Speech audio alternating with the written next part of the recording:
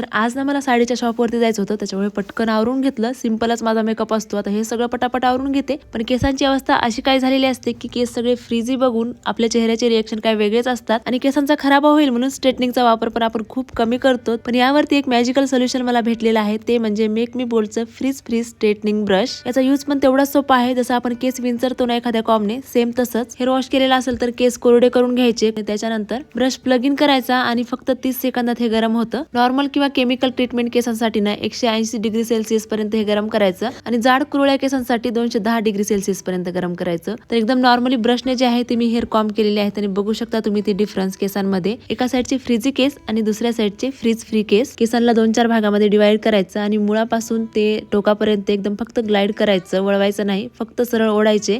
1-2 stroke मध्येच केस जे आहे ते स्मूथ, स्ट्रेट आणि फ्रीज फ्री होतात. घर बसल्या रोजच्या वापरासाठी एकदम इझी आणि परफेक्ट आहे. बिग पॅडल ब्रश तर आहेच हा, पण वाईड ब्रशमुळे ना एकाच वेळी मोठा हेअर सेक्शन जो आहे तो कव्हर होतो आणि त्यामुळे टाइम सुद्धा वाचतो आपला. तर या लग्नसराईमध्ये किंवा संक्रांतीसाठी हा ब्रश तर आपल्याकडे असायलाच हवा. तुम्हाला जर का पाहिजे असेल तर कमेंटमध्ये लिंक टाईप करा. चला मी तर माझा आवरून निघाले आता बाहेर. भेटू नेक्स्ट व्हिडिओ.